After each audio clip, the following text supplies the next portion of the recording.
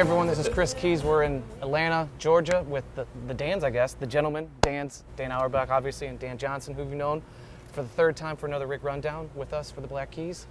Guys, thank you so much for taking the time to talk to us about guitars. I know there's a lot of stories in here, so I'm going to get out of the way and let you guys just talk guitars. Okay. What's the first one here? Well, we should start with this one, because this is sort of the reason we're here. This is a guitar that was made by a guitar player named Glenn Schwartz, and he was the original guitar player in the James Gang. He's from Cleveland, Ohio. And when I was 16, I used to go see him play this guitar. He played through 2 quad reverbs in a tiny bar. Which is a big reason why we have the quads. It's the only reason I have the quads is because of Glenn, yeah. And the reason I bought my Harmony, the Heath kit, was because I wanted this body shape.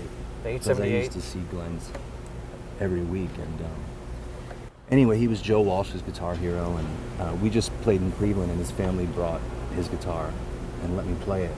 And then after the show, they said, why don't you take it for the rest of the tour? And so it's very surreal. Yeah. But this, I used to watch him play this, and it was the biggest inspiration for the Black Keys and for when I was starting.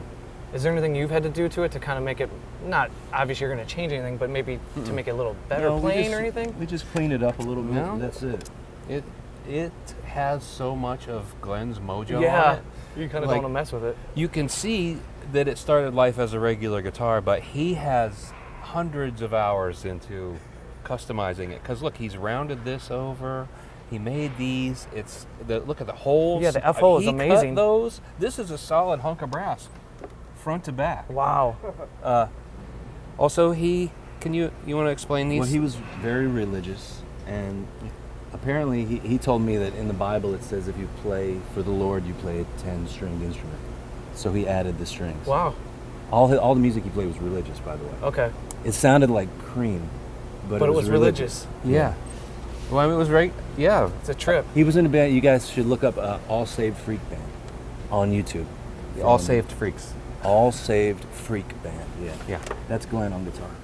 And with the Glenn's guitar, is there any songs you're bringing that out specifically for, or is it kind of just how you feel it? The whole set, really. Yeah. We're just kind of feeling it. Like, what do you want to play on this song tonight? What do you like about that pickup? Because that just not only that it looks like a mini humbucker, but it kind of angled in a weird position. It's just a position that he chose. Yeah. Because his playing was like shreds too. I mean, he was really, really good. And I saw him. I used to see. The first time I saw him, I think I was probably 16, and I don't think I ever saw him change that guitar since then. So that's a lot of Glenn. What's the next one we're going to look at here? The next one is this. I freaking love this guitar. Wow. So this is a PV Razor, and this guy named T Model Ford used to play a PV Razor just like this. Wow. And we decided to put one together. Because I called my friend Bruce, who runs Fat Possum Records, and I said, whatever happened to that guitar that T-Model played? I didn't even know what it was. And he said, it's a PV Razor. He said his son stole it and like stripped it and sold it. But anyway, so I tracked one down and we put it together, and my friend Mickey put these stickers on. Just like T-Model. Just like T-Model. Complete homage. And we've got the tail dragger. It's just like him. So. I love that. Anyway. And what was the knob there? I heard you're like is it like a 6 position? Okay. It's the pickup selector switch.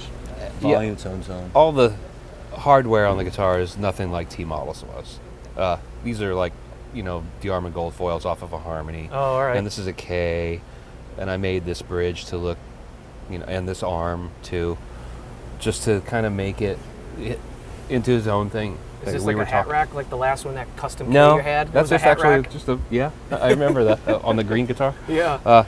No, that's just a plate of brass. Huh. Yeah, apparently you can make a brass Bigsby tremolo arm. This sort of started out as there was this weird, fun idea, and then it really plays good, and it's fun to play, and the trem is really buttery and smooth, super rubbery. Yeah, and in a way that it kind of reminds me in the shape-wise of the Guild Thunderbird you played a lot, the T-Bird. Yeah. That offset in a way. This is, I've had this guitar for a long time. Yeah, this is one from the old school. Played this for years. This is a Ibanez SG. Yeah, like a like Les a lawsuit Paul almost. Custom. Yeah, Like a 61 Les Paul Custom sort of copy, I guess. But look, it's like actual set neck. And just like a Gibson too, they've painted over the binding with the cream color. Oh.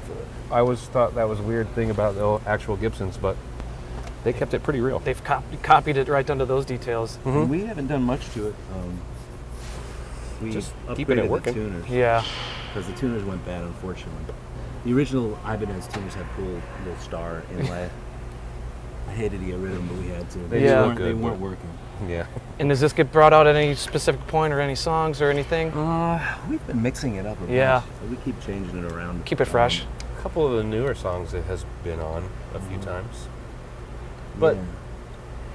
the thing is, you have so many tones available up there, Yeah. and the guitars are not like wildly different from No. each other. I mean, the T model guitar is a little different than a lot of the other ones, but because it's single coils. But you can almost play Anything really. Yeah, Yeah. he could.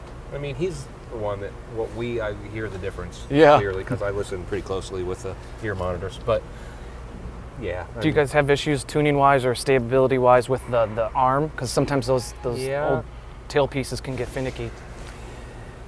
It's more about fine tuning everything else around that to make it work. Okay. It's just like a Bigsby. Yeah. You know, like these kinds of tremolos can stay in tune just right. He plays in a way that doesn't challenge them, though. Yeah. Like if you're trying to, no, Yeah. never. Subtle. But if you gently, then yes, Okay. you can do it. So Yeah, it no dive bombs. right. Make sure these are cut properly and these are cut and lubed properly, and that the strings are. There's a tuning technique to it also. That's the biggest thing. So that's a secret. It kind of is. I mean, I'm not saying I wouldn't tell somebody how it goes, but it might be a little bit boring and tedious for this conversation. Dan's full of secrets.